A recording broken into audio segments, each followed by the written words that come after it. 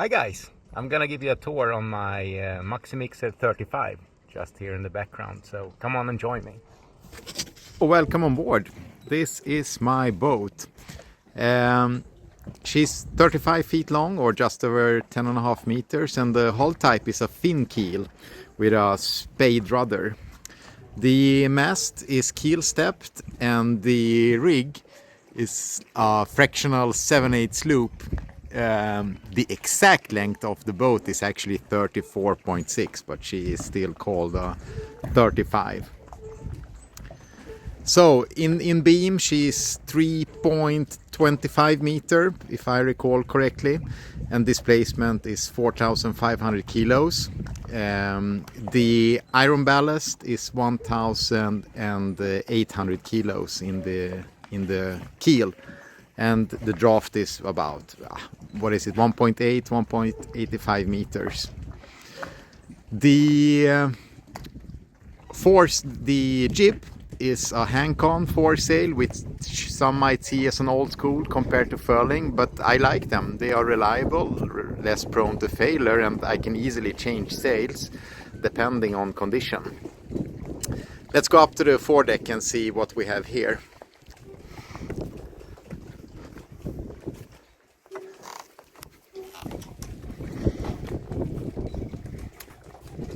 So we have the anchor locker. It's pretty big with plenty of space. The only issue I see is to keeping it open, since the spinnaker pole here is in the way. Maybe I move the pole to the other side, but then I'm sure that something else will happen, or be messed up.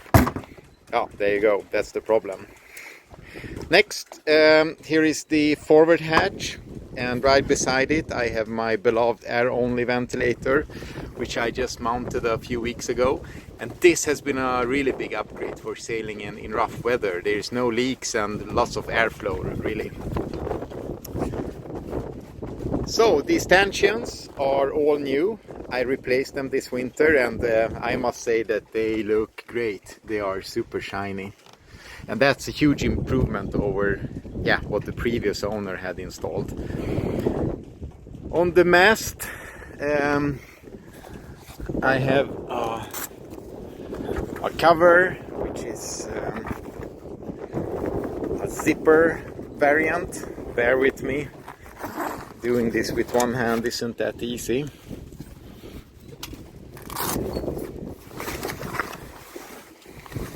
There are ordinary plastic sliders on the mainsail.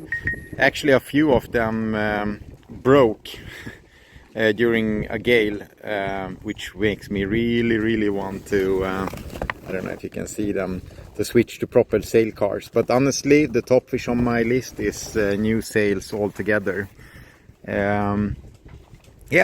Anyway, here is another hatch and another air-only ventilator.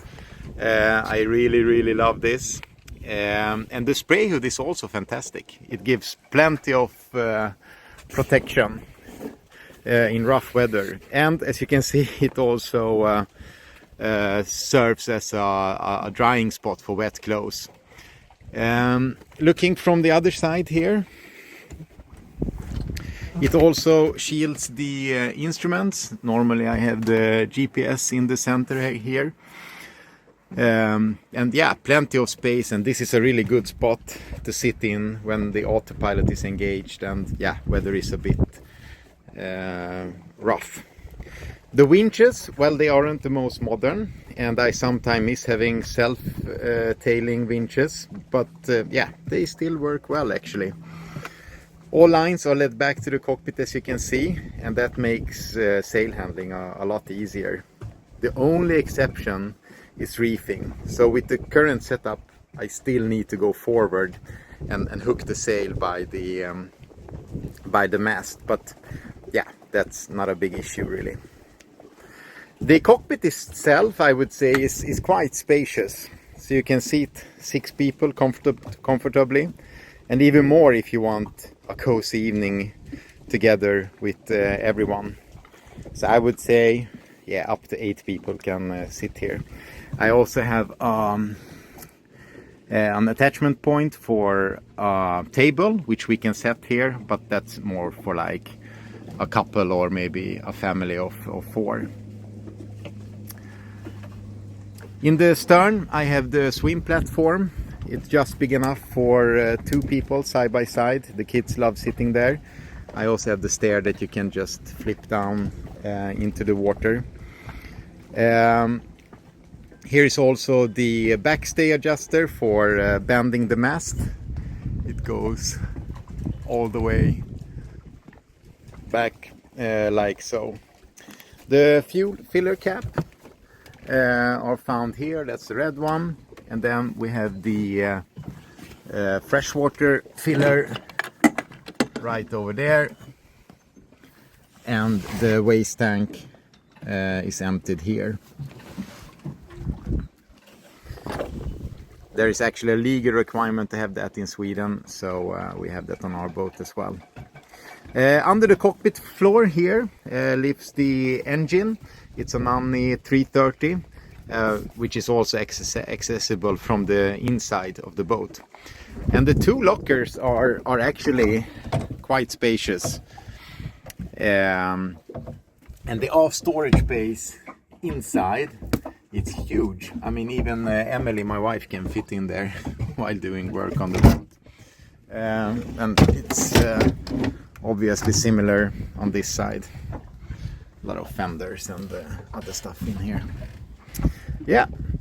And then there is the tiller steering, which I believe is a divider by many.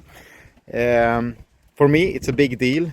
This is one of the larger boats you can have with a tiller, at least in this price class. It saves space, it keeps things simple, it gives great feedback, and best of all, I can just, you know, tilt it up to make the cockpit completely free. Yeah, so I guess that's a quick walk around of the boat. Plenty of space to walk on here. I would like to add that as well, so no need to hold on to anything if the weather is fair. And here you can also see how the lines are fed to the cockpit. The Dorado vents, they go in under the roof actually, so there is no direct ventilator in the boat, so it kind of airs the space between the inner roof and the shell of the boat. I don't know how to explain that. Yeah, so follow me, let's have a look inside the boat. I just need to tidy up a bit before we go into that one, so give me a few minutes. Alright, let's start by walking down the companionway steps. They are actually fairly steep, but with the handles on each side, they actually work really well, even in rough conditions. To the port is the Galley, where we have made a lot of improvements. We have a new oven, a coffee machine. We also have Gridfinity dividers in the drawers and an upgraded fridge module, which resides in here. We also have a pressure what is it called? A pressure water system, and also new outlets, which I really like. Here beneath I have installed a carbon water filter, and there are also, yeah, as you can see, space for cleaning supplies and so on. Plenty of storage.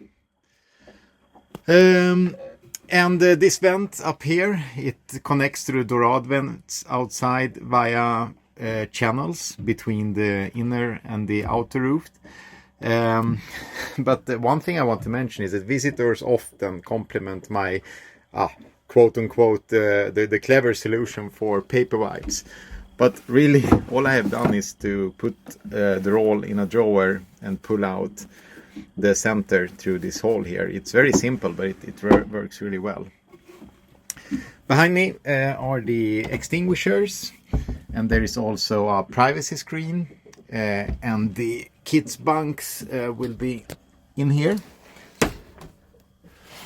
Under the starboard bunk over here is the 50-liter fuel tank, and under the port bunk here to the right is the old battery compartment. It's now just filled with tools and so on.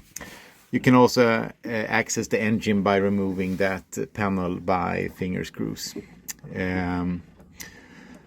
Both bunks have USB chargers as well, so the kids can power their devices. I mean, okay, light that are coming through here, so the kids like hanging around in here. Let's move to the head. Here we go. The head isn't very big, but it works well. I installed new hoses last year. The old were smelly and disgusting. I also added a new ceiling light, and the original foot pump is still in place, and I've kept it as a backup in case the electric power pump ever fails. In that case, we can just pump fresh water from this location. But I would say that the jewel of this space is the ventilation fan that I designed and built myself. It runs constantly at low speed to circulate the air. If it smells and needs to be extracted, you just press the button it will increase the RPM for 30 minutes. Power draw is so low that the fan could probably run for years in a single battery charge. Beneath are other storage compartments here and piping for the 50-liter waste tank. I also designed and 3D printed this brush holder.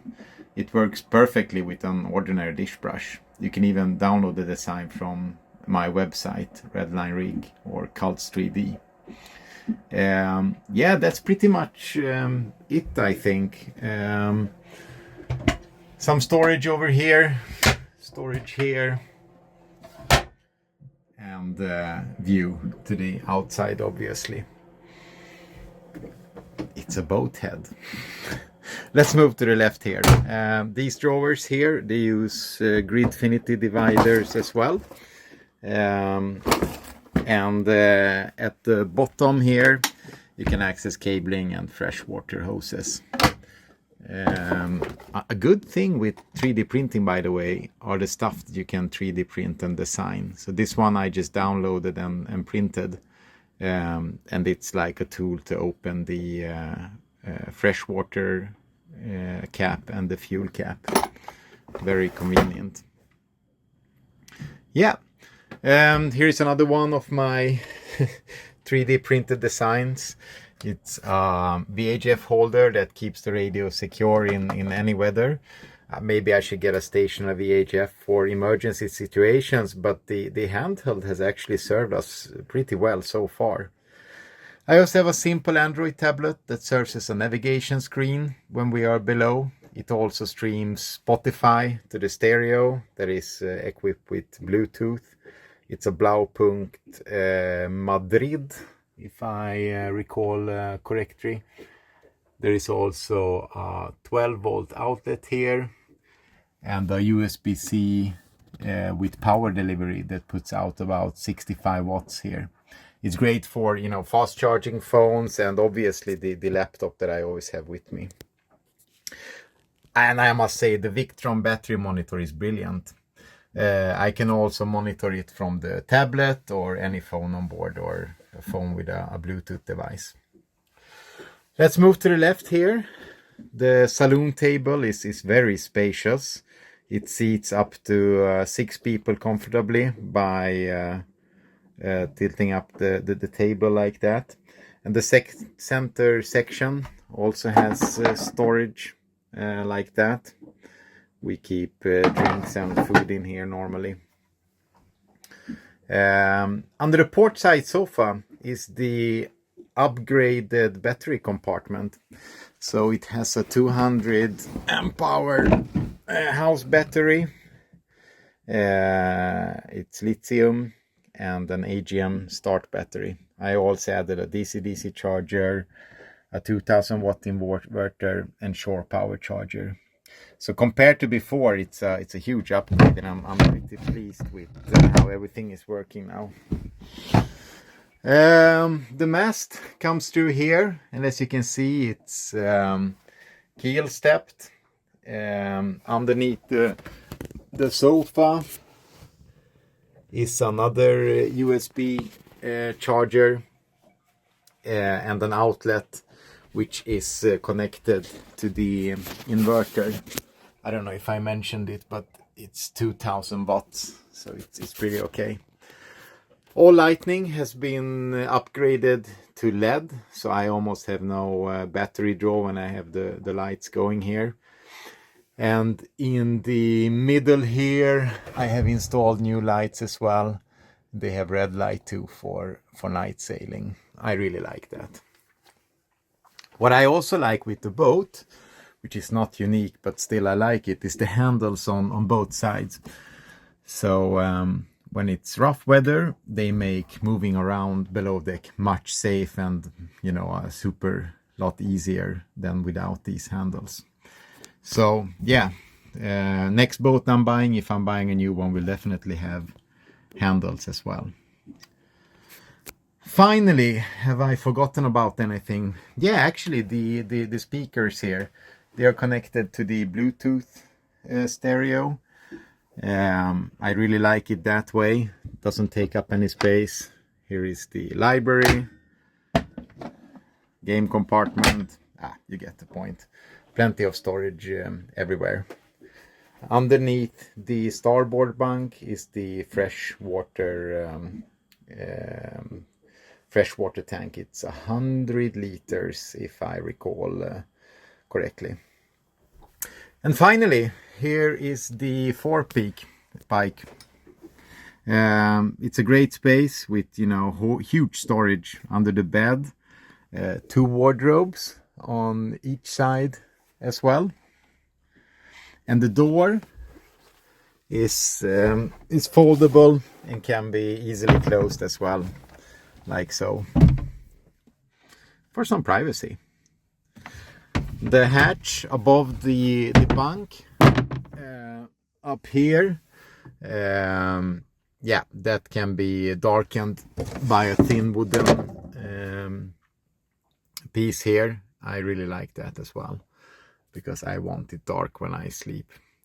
And we have also installed some USB chargers here, just in case you want to charge your devices en route while you are sleeping before going out again.